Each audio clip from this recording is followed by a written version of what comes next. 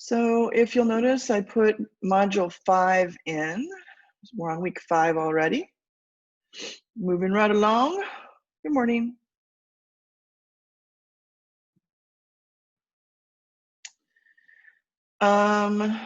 This week we're going to continue studying critical lenses. It's an important part of your first paper, so the lessons that we're doing about learning those lenses will come in handy when you go to write your paper. I'm going to make that assignment today, and then the paper is due in 2 weeks. So that way we have time to work on it. Chapter objectives, okay, so develop analytical reading skills as usual, analyze works of short fiction using our lenses, and articulate insightful literary analysis. So because we're going to be doing that paper. I wanted to touch base with you a little bit as we start off today before we get into our material with just some updates. Just a reminder that as far as we know right now, the hybrid option is starting on Monday for certain students. Hopefully you submitted your survey and they're going from that in order to figure out which students can start on Monday, Tuesday, and Wednesday, Thursday next week. So the way that it's working is the students who want to do hybrid will be either on a Monday, Tuesday schedule or a Wednesday, Thursday schedule. They can't have all the students in the building at the same time right now.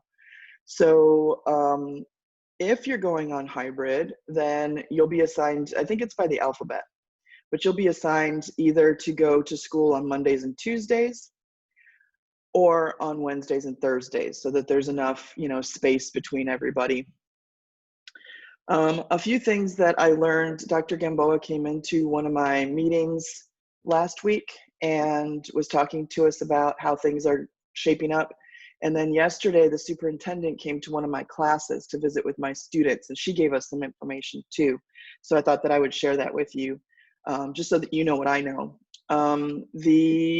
And I was out at school last Friday, so I was able to kind of see how things are shaping up out there at school. The social distancing is going to be in place, obviously.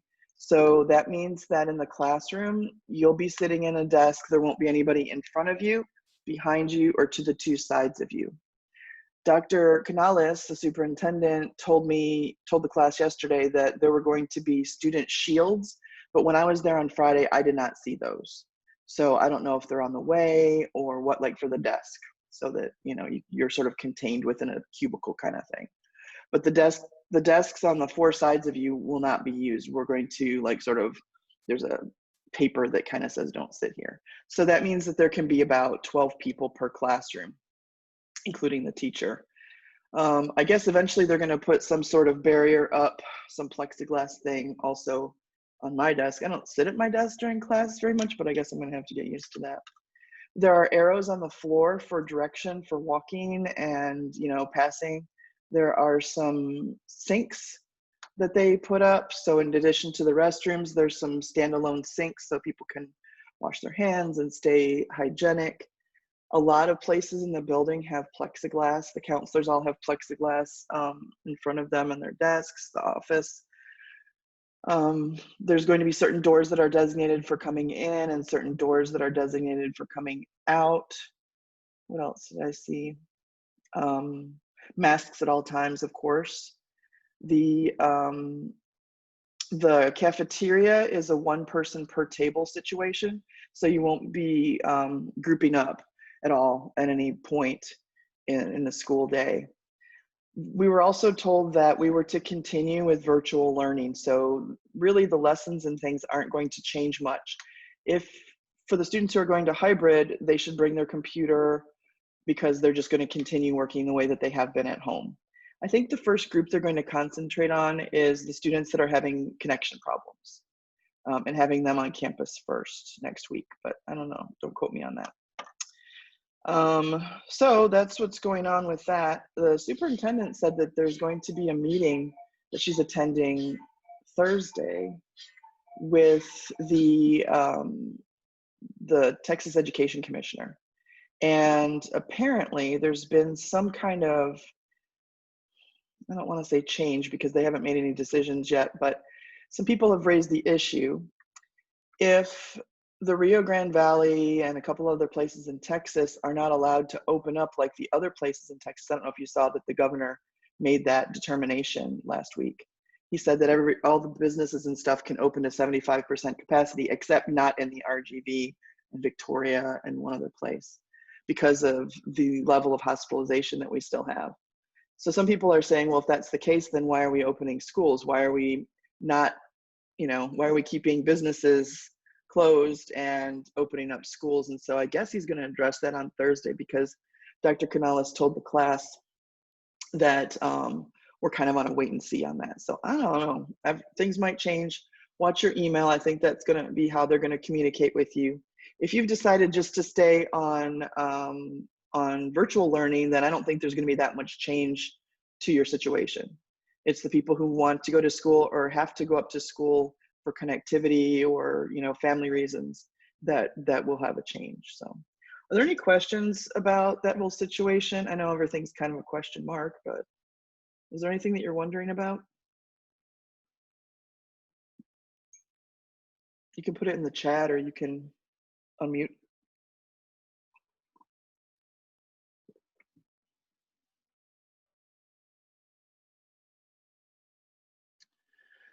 Okay, I'll just tell you stuff as I find out.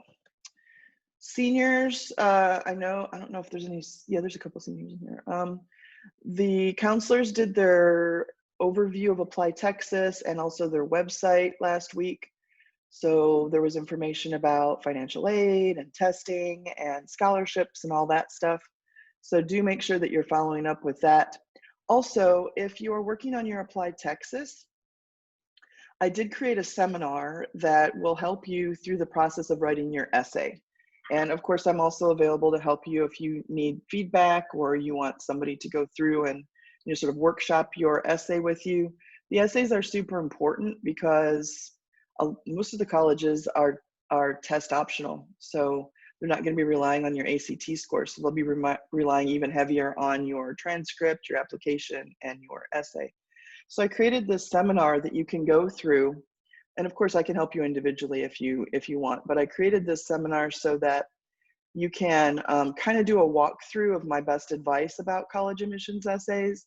And what I did was I made some sections. I've been to lots of trainings all over the country really about college admissions essays with the people who make those decisions at different schools. We've been working with students for 20 years on getting them into their schools. So I feel like I've gathered some advice over the years. And so what I did was I made a little sort of self-paced seminar. And you can go in here and you can just choose the topics that you want, or you can go through it from beginning to end. It's up to you. But what I did was on each section, I made a little video kind of talking about if I was walking you through in the classroom or, like visiting with you after school about your essay, what would I tell you and my best advice?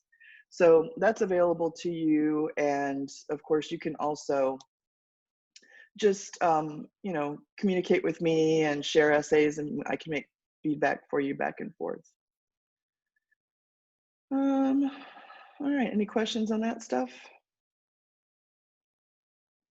With a class of juniors and seniors, I kind of have to go back and forth a little bit with those two groups, because juniors just think of it as like a preview for next year, right?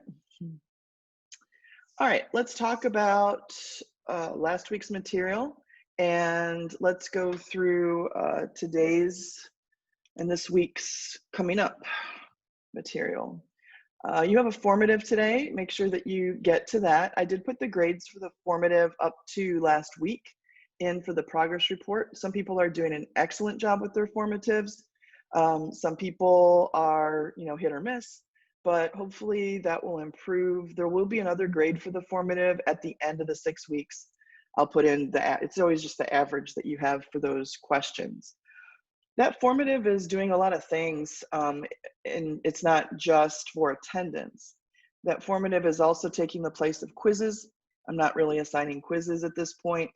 I may later in the term or next term. Next semester is a completely different course, but I'm trying to get a feel for how you're doing with the material, and also help you get used to writing the way that we need to write on our essays in this class. So formatives are important. This is a B week, so you will have a formative today, Thursday, and Friday. So there are 3 this week. You were supposed to look at 2 stories for today, and also you were supposed to look at the critical lenses, 3 of them. There are multiple critical lenses, and there are 2 more that you're going to look at this week for a total of 5 that we're going to examine together. I just wanted to take a little time to, I know you looked at the PowerPoints already, but I wanted to take some time to go through them in case you had any questions. So the essay that I'm going to assign to you today is one of 2 major papers that we'll do this term. And together they count for 40% of your grade, those papers. So I want to make sure that you understand the critical lenses, because what I'm going to ask you to do in the paper is to choose from a list of news stories that we haven't read in class and apply one of the lenses to it. Now, it's going to be your choice which story you pick from the list. And it's going to be your choice which lens you apply in your essay. It's a 4 to 5 page essay. So it's sort of important that you know and understand the critical lenses, because if you don't, then it might be problematic when you go to apply it in the paper. So I just wanted to go through them briefly with you and give you an opportunity to ask any questions that you have on each one of them. I'm assuming that you already went through the slides and kind of worked through it. And there's also a further study slide so that you can learn more about it if you need to. So, but I do want to talk about them. So let me just give you a brief summary, because I know you've already read them, and then I'll open it up for questions. Then we'll go on to the next critical theory, and we'll just do each one separately so that you can make sure that you have a good understanding of them. Reader response, I like to do that one first because I think it's the one you're most familiar with as a student. I think it's the one that we do the most when you're in middle school and high school, where you're asked to respond personally to what you're reading. So you're supposed to see yourself in what you're reading, or you're supposed to write about how you feel about this character, or that sort of thing. So reader response assumes that there are 2 partners in the literature process. And one of them is the writer. So the writer's communicating an idea and putting it forward, but there has to be a receiver. It's sort of like a phone call, right? What's the point of making a call if there's nobody picking it up?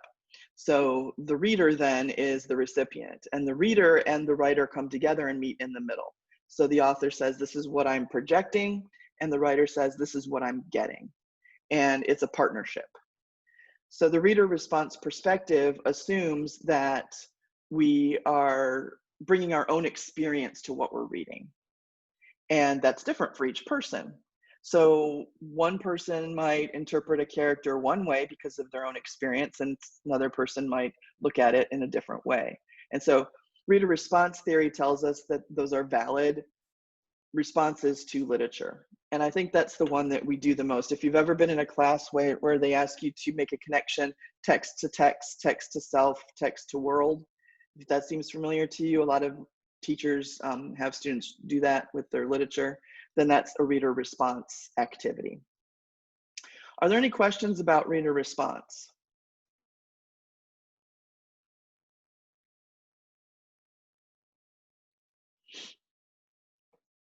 Okay. I don't know why it does that. Do you guys get that link when you have to click on something in Blackboard? This one? Does it always give you that, or is it just me? It was just for the presentations. Oh, I wonder why. But you were able to open them, right? Okay. I guess as long as we can open them, it doesn't matter.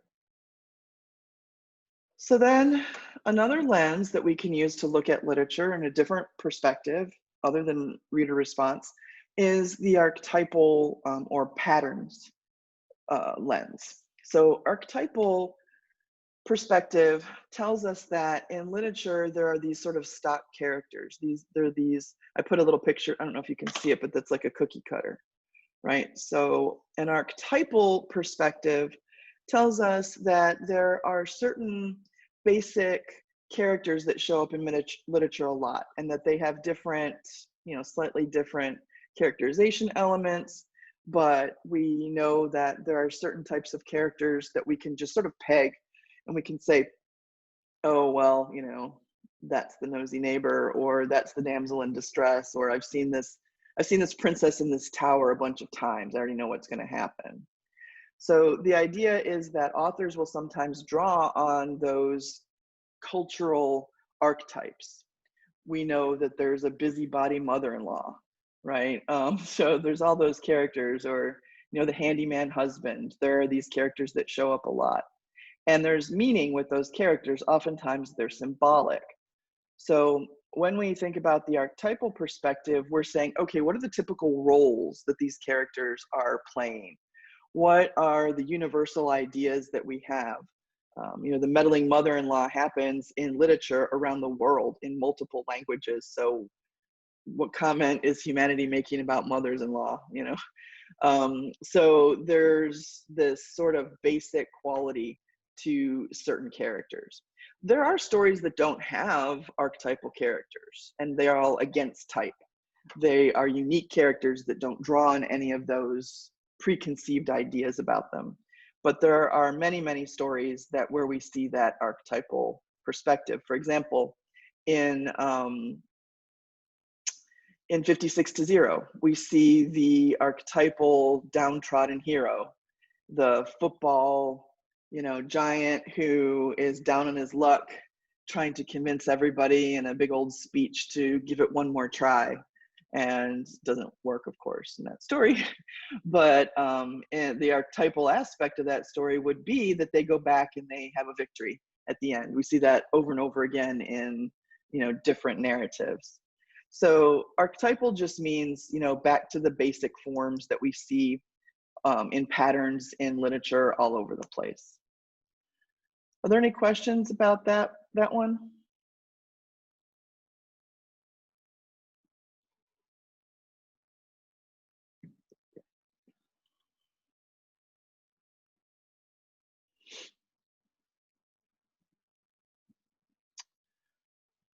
Okay, the third one that I asked you to look at, and the last one for this past week, is New Historicism.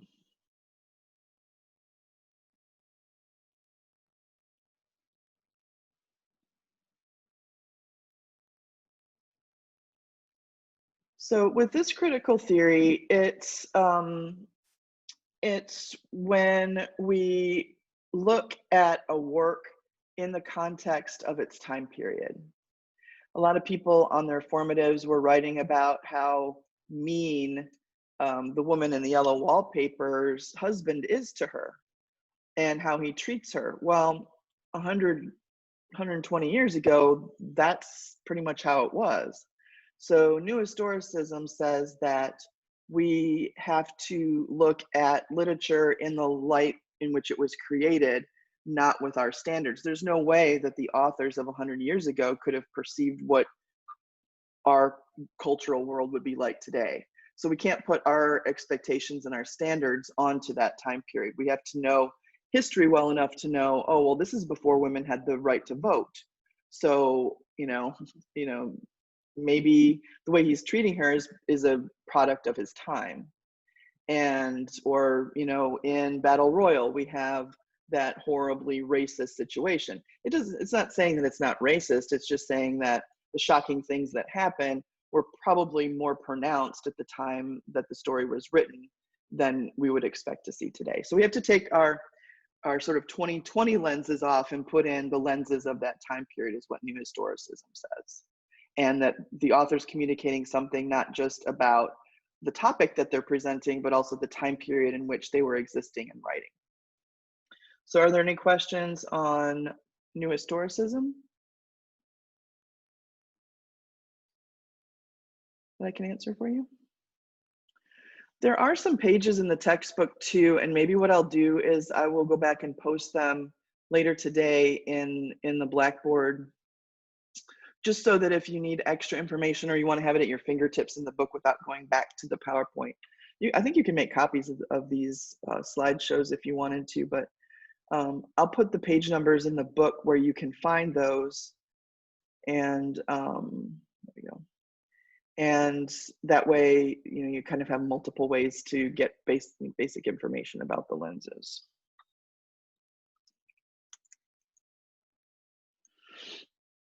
All right, so there are 2 new lenses for this week. Let me close these. And if you look at down here where it says complete before next class period, there are 2, the feminist lens and the Marxist or social lens. Sometimes they call it the economic lens. So these are about looking at a piece of literature through gender norms and also through economic sense, like looking at economics of power and imbalance of power in literature. So those are the same thing. These are 2 slideshows. You will note that I did not add any additional readings because we're winding down our study of short fiction, and I wanted to give you time to work on your paper this week.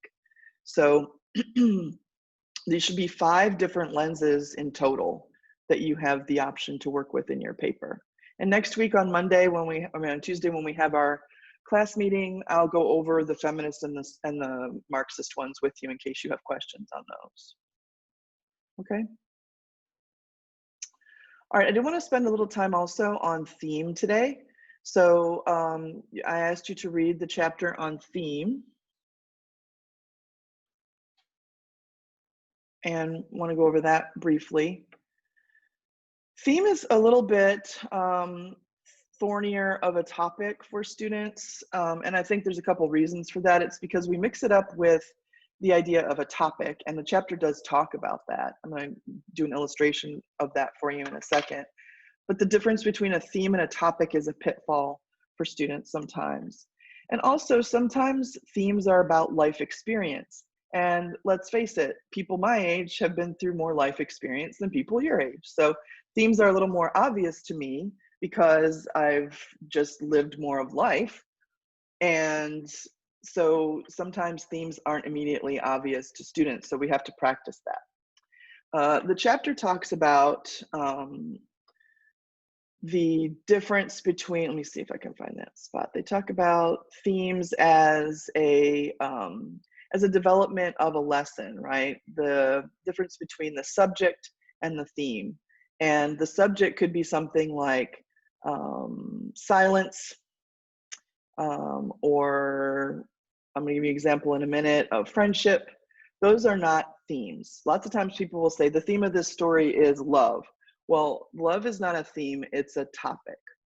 So when we say that something is a theme, what we mean is that it teaches us a specific lesson about life. And we can see that lesson happen in the story with the characters, but it's also a lesson that we learn as human beings. So it's taking the story to kind of like the human level.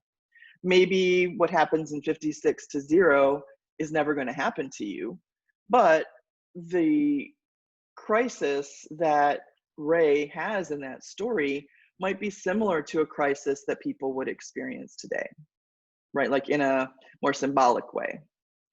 So whenever we think about theme, we're talking about, okay, what's the overall life lesson that all of humanity has to understand from that text? So I made a little quick slide just to show you, using 56 to 0, the difference between topic and theme. So the idea here is that a topic is a word or phrase, and it reduces a piece of literature down to literally 1 or 2 words, which of course isn't going to encompass all of its nuances. But an example, if we think about 56 to 0, an example of a topic in that story would be failure, because obviously they fail in that story, teamwork, or perseverance. All of those are topics that come up prominently in that story. But those are not themes. Those are topics. And the reason I'm really trying to drive this home is because there are questions in your formative this week where I'm going to ask you to develop a theme. So I'm not asking for you to do this. I'm asking you to do this over here. A theme is always a complete sentence, and it states a complex life lesson that we all learn as human beings on this planet. we can either learn it through our own experience, or we can read a piece of literature that sort of teaches us that element in life. We might read it in a story and still have to experience it in our own life. But the idea is that it's an entire sentence that states the lesson that's learned, or a lesson that's learned through that piece of literature, because there can be more than one theme in a work. So the example here is, can you see how this is a sentence and it's stating a lesson about life, a complex lesson. 56-0 teaches us that desiring something does not always mean that it will be achieved. So not everything that we want, do we get it? And that is clearly obvious in that story. So a theme, can you see how a theme is a deeper idea than a topic?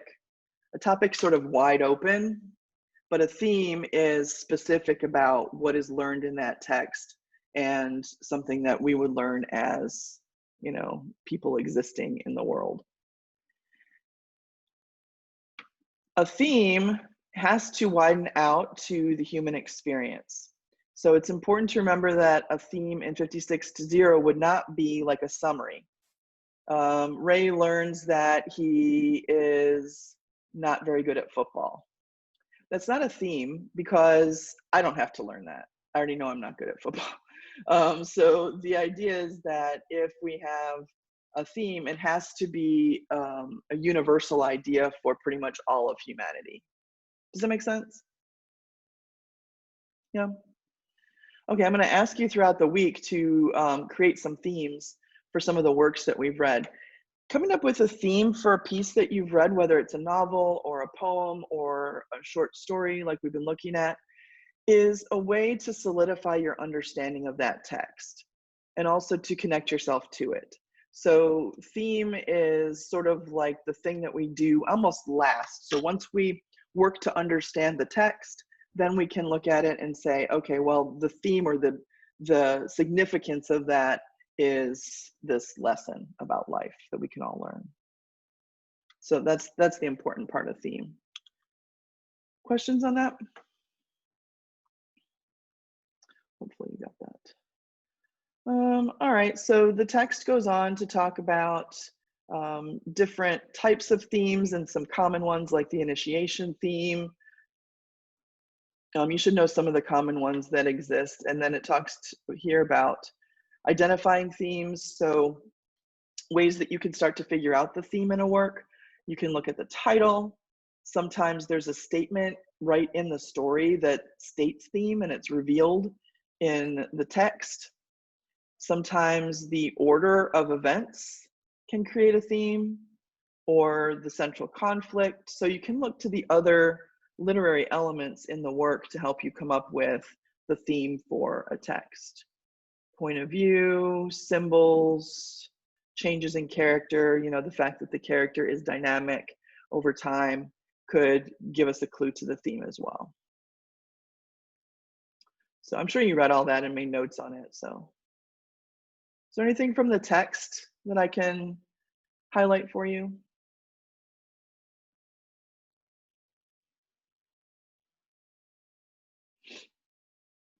No? Too early in the morning? I know what you mean. Okay. Then let's go back over here. And the last thing to talk about then is the assignment of the essay. So we have a paper that is due on the 10th of October. So you can go ahead and put that into your calendar, on your planner, or whatever. That's a Saturday. And you'll have until the end of the day on Saturday to turn that in on Blackboard. But let me spend a little in the assignments right here. So at the bottom of this page, I'll put it also next week at the bottom so that you can, you know, have easy access to it, because that's where you will submit it on Blackboard. But let me go through the assignment paper with you, and you can stop me if you have questions. You can either put something in the chat, or you can unmute and ask me as I go through the assignment for this paper. So the assignment is listed here. There are, how many did I put on here? 1, 2, 3, 6, 7 different stories that you can choose from. You are going to choose one story. You don't need to write on all 7 stories. You're going to pick one of them. 4 of them are in the textbook, and 3 of them I have submitted on PDF. I like a big variety, so I figured I wanted to have something from a wide range. So there should be something here that would interest anybody in the class. So you can choose any one of those pieces, and then you will choose one of the critical lenses to use to write a paper in which you examine that story through that lens. So when you're choosing the lens, you need to be careful because not all of these stories will lend themselves to all of these lenses. There are some stories where we just couldn't really look at the feminist or gender point of view. There are stories where we just couldn't look at, there's not really archetypal characters, they're all unique. So it's not a matter of pick something from this column and something from this column and make it work, because it might not. So you need to really examine the story that you choose and then apply the lens that makes the most sense for that story. Hopefully that makes sense to you. So you might want to spend a little time this week kind of looking at the different stories, read the beginning, first couple of paragraphs, see what appeals to you, and you can choose any of those that you would like. Let me go through the requirements. We're going to use MLA for all of our documentation. This is not a research paper. Everything that you put in your paper is your own opinion and your own reading through the lens. So you're not going to be quoting from sources except the story itself, if that makes sense. So MLA page formatting really only refers to your margins and your heading. And I put a link here to help you in case you need to refresh your memory on how to do your header, how to do your heading. And I can spend some time talking about that in class next week if you like. You will have a works cited, but the only thing that will be on it will be the story that you choose, because that's the only thing you should be quoting. You should not be going to articles to, include what other people have to say about this story. This essay is all about what you have to say about this story. Some other things, make sure your paper is thesis driven. So make sure that you have created a solid thesis. If you need help with that, then definitely contact me. We can set up a little quick Zoom meeting and I can walk you through that. But I'm assuming that if you've done 1301 and 1302 successfully, that you can successfully write a thesis. But maybe it's new to write a thesis about literature, so I'd be glad to help you with that process if you like. And there are lots of examples later on that I'm going to show you, papers that you can see as examples. I need to change this because they changed the requirement. They used to make this a 6-page paper and the other one was an 8-page paper, but they changed it. I don't know if they changed it for COVID or whether they changed it for permanent, but so the paper needs to be at least 4 pages and no longer than 5 pages. A word about page length, because there's some things I think students don't always think about when we talk about page length. When you are creating your thesis, you should have page length in mind. So when I say that I want a short paper, like a 4 to 5 page paper, that is going to be an incomplete look at something. There's no way that you can develop a super thorough analysis of a piece of literature in 4 pages when people write whole books about it. So the idea of a 4 to 5 page paper is a minimal sort of surface level look at the piece. If I made an assignment that was 8 to 10 pages, then your thesis would have to be deeper, right, to cover more ideas about the text. So when we say the page length, it's saying more than just, I want 4 pages. It's saying this is the level of depth that I want you to examine for this piece, if that makes sense. So make sure that your thesis isn't too narrow and you only have really 2 pages that you can say anything about. And also make sure that your thesis isn't too broad that it would really take 15 pages to do that thesis. And so the thesis is super critical when we're talking about page length. And if you need some help with that, then I'm glad to talk about it next week, or one-on-one if you like. Ideas that you present in your paper must be your own original thoughts about this work. We all know that from our study of academic integrity. All right, so time frame. I'm assigning the paper today, and until the 5th of October, if you would like, you can share a draft with me. I'm not going to I don't assign rough drafts. You turn in a final draft and that's the one I grade. So I don't look through a draft for you and make all your changes, you do that. I will help you do that if on a volunteer basis. It's not for a grade, it's not for points, but it will probably improve your ultimate final draft grade. So if you want to, between now and the 5th of October, which is next Friday, you can share a draft with me through Google Docs and I'll give you feedback. If you want to work it up, get some feedback, and then have some time to do another draft before the 10th, which is when the paper is due. So if over the next week and a half until next Friday, you have a draft that you want me to look at for you, then I'll be glad to look at it, make some feedback. We can set up a Zoom meeting, or I can just send you back feedback on your Google Doc to help you work on creating a final version of that paper.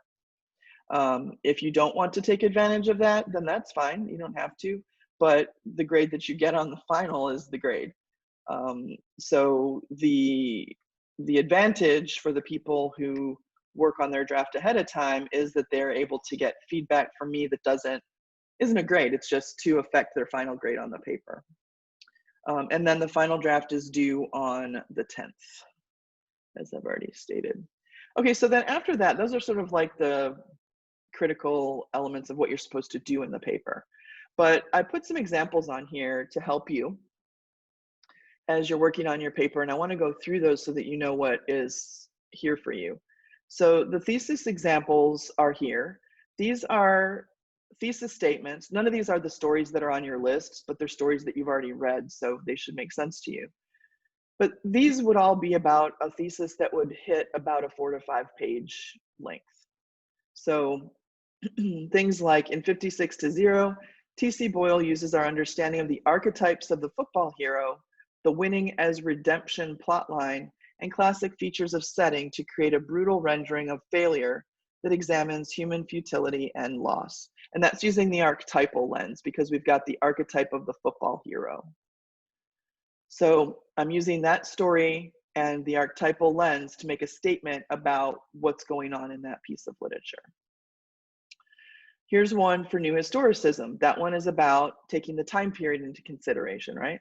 So Araby by James Joyce uses his own life experiences to present a snapshot of economic depression, youthful hope, and downtrodden social classes in Dublin in the early 20th century. So then that paper is going to be about these three things, right? Economic depression, youthful hope, and downtrodden social classes through the lens of history and looking at that particular story. So you should be able to do a good job of that kind of a thesis in 4 to 5 pages. Here's one on the Nightingale and the Rose, which I think was on the reading assignment for today. This one has to do with feminism, which is one of the lenses that you're going to learn about this week. The Nightingale and the Rose by Oscar Wilde uses traditional gender roles because you've got that male student who is trying to court a female young lady that he wants to dance with at this party. So there's this traditional gender role setup to set up a theme about greed, self-obsessed, and throwaway nature of young people, the greedy. So these are just examples of themes. You're not going to use these theses. You're just going to use them as sort of a example of the type of thing that you should be writing about. Just a reminder that the final drafts of papers are worth 40% of the final grade. We have 2 papers in this class. So if you think about it, 1 paper is 20% of your grade for this term. There really are only 3 assignments in this class from STC, and it's the 2 papers and the final exam. But I usually put in a few more assignments just, to make sure everybody's on track and to help with the grades a little bit. But just keep in mind that the final draft of the paper is going to really count towards your overall average. So you should make sure that you take steps to ensure that you do a good job on it. There's a rubric here if you wanted to take a look at it, how it's going to be scored. Basically, if you open that, the criteria are there on the side formatting, organization, grammar, thesis, and support are the main elements. This is a pretty basic rubric that they had us make for that Blackboard thing. All right, I did put a bunch of resources on here. These are all just here to help you. Use them as you might need to.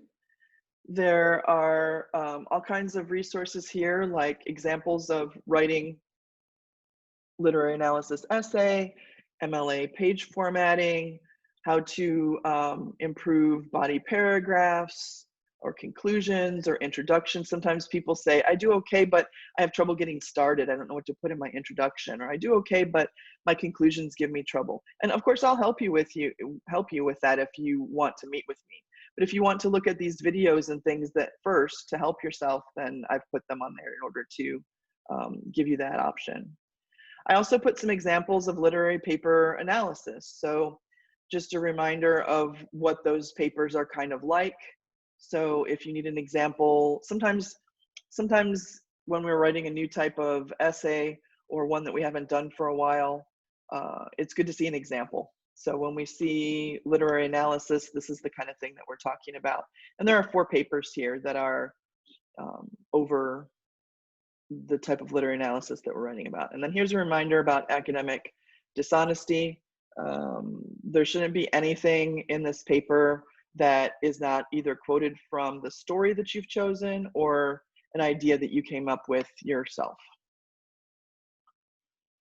Okay, what questions do you have about the paper itself or the steps or anything like that?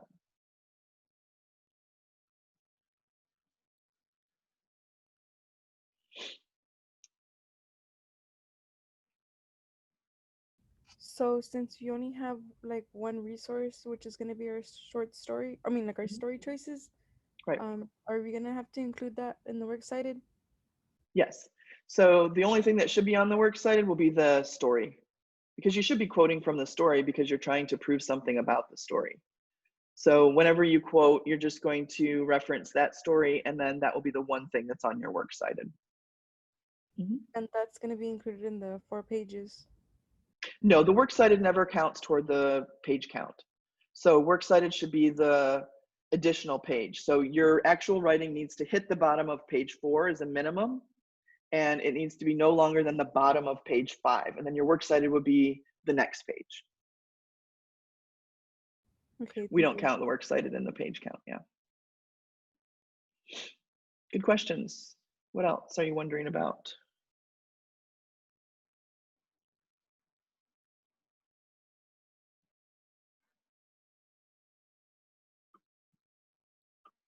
Anybody?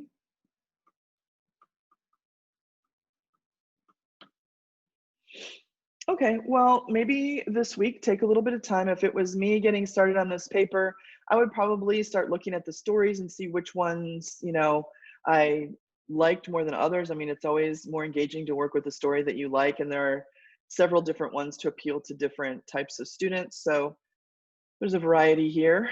And so you can get a feel for which stories might work and then start thinking about which lenses could apply to those stories. And if you work on a thesis and you want to run that by me, you don't have to wait until you have an entire first draft to communicate with me if you want some feedback. So if you're working on it and you're not sure if this lens would work with this story, work up a thesis and share it with me, and we can do a little back and forth email or on a Google Doc if you like. If you just want to work on it on your own and turn in your paper on the 10th, then that's fine too. That's usually how online college classes work. If we want to share something with you beforehand, do we just email it to you? Yeah, you can just share it with me on Google, and then it's always better to email me and just say, hey, I'm working on the paper. I already wrote the first 2 paragraphs. Can you look it over? Like, give me a little focus. What are you looking for? What kind of feedback? And just said, really appreciate it if you could give me some feedback on my thesis, or could you give me, I've written the whole first draft. Can you look through it and tell me what you would suggest I work on for the final?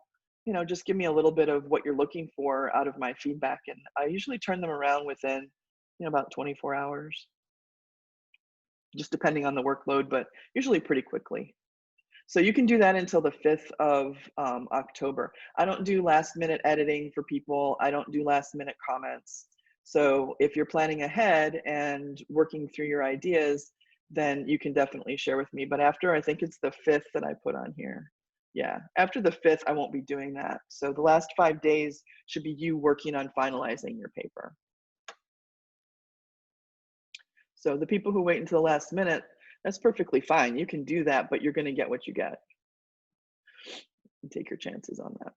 I'm trying to encourage you to work in stages and do drafts and get feedback so that you can improve your grade. All right, anything else on the paper? Those are all good questions.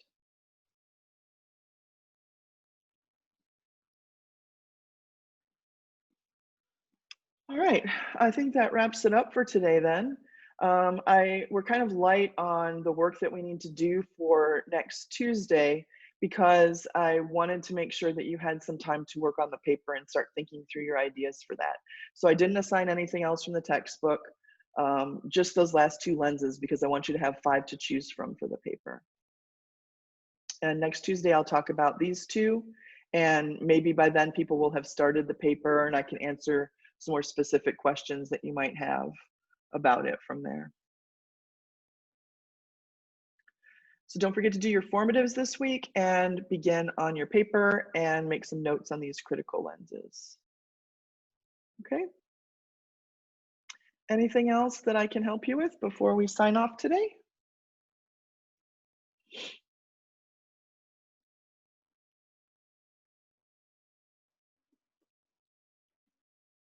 I was giving it an extra few seconds in case somebody's trying to unmute themselves. All right, then I guess that's it for today. Get some good work done this week and communicate with me if you have questions or if I can help you in any way. All right. Okay, I hope you all have a good week. I'll see you from the classroom next week, probably. Bye.